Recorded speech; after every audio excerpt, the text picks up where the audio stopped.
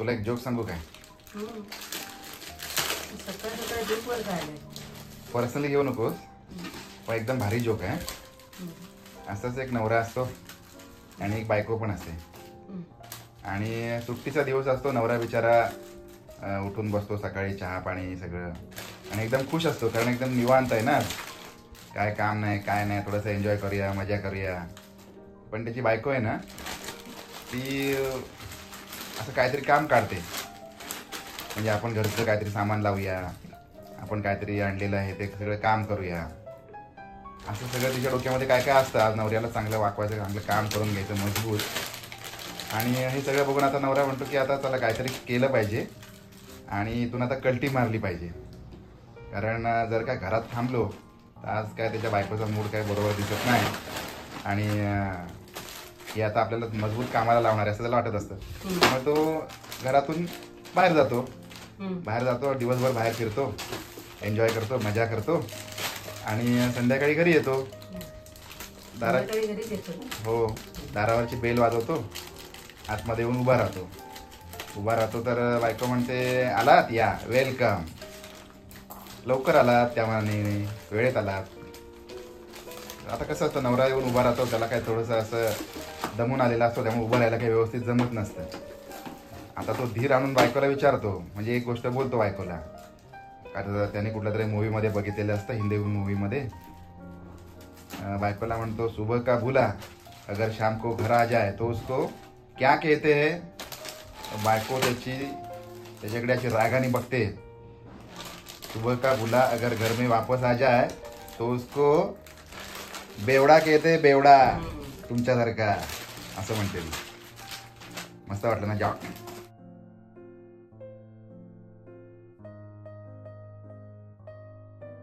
थोडक्यात काय की शनिवार असेल, रविवार असेल, सुट्टी असेल तर माणसाने कसं जरा निवांत राहावं. पण बायकांना निवांत नाही ना राहता येत. माणसाने निवांत राहावं म्हटलं, बायकांनी नाही. म्हणजे माणसाने निवांत राहावं, पण बायकांना मदत करू फक्त खायला आणि मग ऑर्डरी सोडाव्यात. हे हवं, आज सॅटरडे, आज संडे, आज इडलिया करा, अमुक करा, तमुक करा.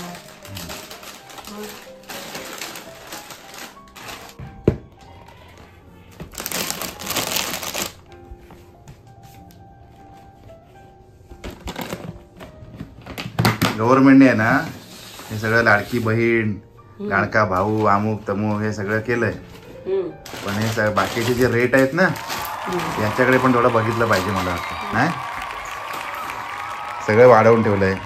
लाडक्या बहिणीला पैसे भाऊजींच्या खिशातून काढूनच देतो गव्हर्नमेंट. भाऊजींच्या खिशातून जातात टॅक्सच्या स्वरूपामध्ये इकडे तिकडे. पण भाऊजी डायरेक्ट देत नाही ना बहिणींना लाडक्या त्यांच्या, म्हणून मग गव्हर्नमेंट काढून घेतं आणि बहिणींना देते. भाऊजींच्या खिशातून घ्यायचे आणि बहिणींना द्यायचे आणि इकडे किमती वाढवायच्या सगळ्याच्या. हा, पगार वाढतात ना दरवर्षी तुमचे? हो. हा, मग तसं हे पण वाढतं. मॅडमनी यावेळी वेगळे चॉकलेट आणलेले आहेत, आतमध्ये चॉकलेट फिल्स वाले. बघू. रागी बाईट्स चांगलं चांगलं आणलं ना, रागी बाईट्स म्हणजे नाचणी चांगली खाऊ काहीतरी खाण्यापेक्षा चांगलं. नमस्कार, वेलकम बॅक. आज हे सगळ्याची अनपॅकिंग करतोय कारण काल आम्ही सगळं सामान डीमार्टचं घेऊन आलो आणि त्याच्यानंतर उशीर झाला, त्याच्यामुळे सगळं काही करायला जमलं नाही. आणि आमच्या घरामध्ये एक मिसेस परफेक्शनिस्ट आहे, त्यांच्यापुढे आमचं कोणाचं चालत नाही, कारण त्यांना सगळ्या गोष्टी एकदम योग्य पद्धतीने, एकदम परफेक्ट आणि सगळं व्यवस्थित लागतं. आणि जर ते नसेल तर मग आमच्यामध्ये भांडण होतं. त्याच्यामुळे या बाबतीमध्ये आम्ही त्यांच्या नादाला लागत नाही. अशा प्रकारे त्यामुळे सगळं घेऊन आलं आणि हे सगळं कसं कसं लावतात, काय काय करतात ते थोडक्यात बघणार आहोत. कारण प्रत्येक घरामध्ये ते घर सांभाळणारी ती जी महिला असते, ती लेडीज असते, त्यांना ते सगळ्या गोष्टी माहिती असतात, कुठे ठेवलेलं आहे, काय आहे, कसं आहे. त्याच्यामुळे ज्यांना ते माहिती नाही आहे, ज्याच्यामध्ये इंटरेस्ट नाही, त्यांनी त्या गोष्टीमध्ये न पडणं हे चांगलं. बरोबर ना? हां. आणि हे बघू शकता, हे आमची ईश्वरी मॅडम घेऊन आलेले आहेत काल हट्टानी.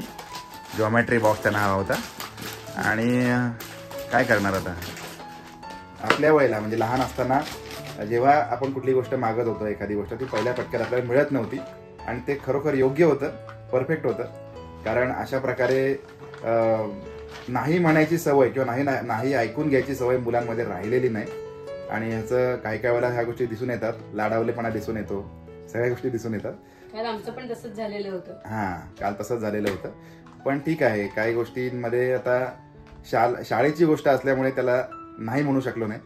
पण आजकालच्या काळामध्ये बऱ्याच कुटुंबामध्ये अनेक पॅरेंट एकच मूल प्रिफर करतात. त्याला मला असं वाटतं कारण हेच असावं, कारण एवढी वाढलेली महागाई आणि शाळेच्या शिक्षणाचे खर्च हे सगळं काही जास्त असल्यामुळे त्या गोष्टी आता जाऊ द्या, आता ते सामाजिक विषय आहे, त्याच्याविषयी आता नको बोलूया. पण सध्या तरी आता हे सगळं चालू आहे काम. एक एक पोटली आता बाहेर निघते आणि सगळं कसं व्यवस्थित पॅक होतं ते बघूया.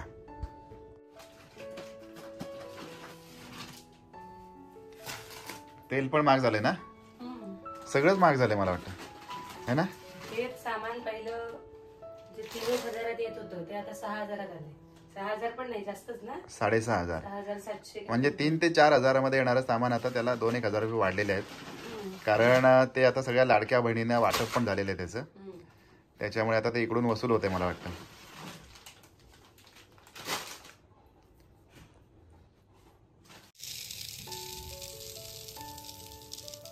बघ आम्ही एक कण तरी सांडवला का. आभार. मग तुमच्यासारखं नाही, धरणीला हवं होतं म्हणायचं आणि सांडून टाकायचं. महागाई काय झाली, सांडता कसली. जास्त नाही सांडत, थोडंसच. तरी 2 रुपयाचं सांडता ना, 5 रुपयाचं. कसं लागतं हे वाढ.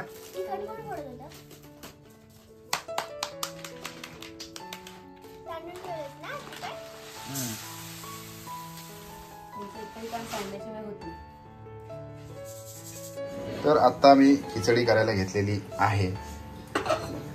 गावठी तूप आणि त्याच्यामध्ये जिरं घातलंय आणि इथे असा मस्त बटाटा चिरून घेतलेला आहे, त्याचबरोबर मिरचीचे तुकडे. आणि खिचडी चांगली होणे यात जबाबदारी माझी आहे, त्याच्यामुळे सगळं फोकस, लक्ष एकदम टकाटक करायचं, नो डाऊट.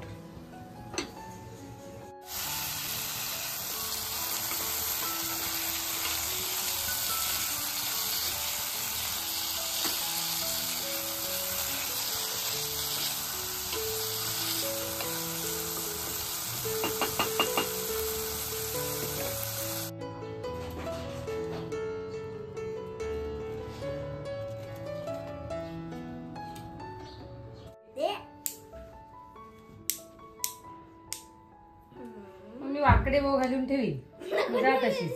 मग हलवलंच तर वाकडच येणार ना.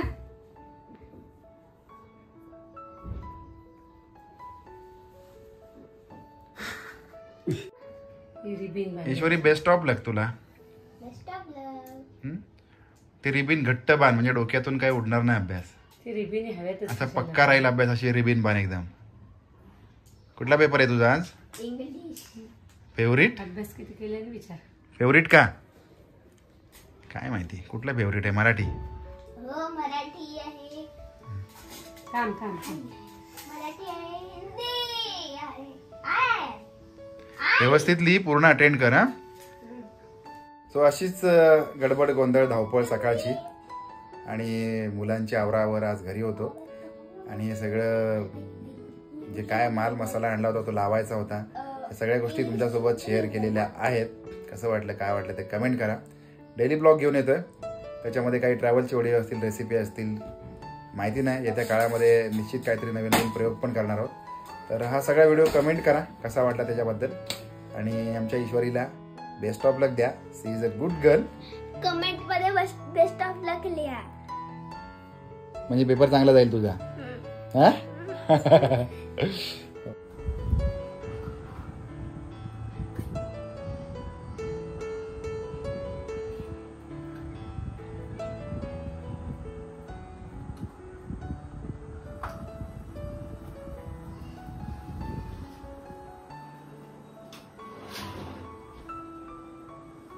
आमच्या पनवेल भागामध्ये गौरा गणपती गणपती झाल्यानंतरची जी संकष्टी असते, संकष्टी चतुर्थी, त्या दिवशी गौरा गणपतींचं आगमन होतं आणि 1.5 दिवसाचे गणपती या भागामध्ये करण्याची तशी पद्धत आहे.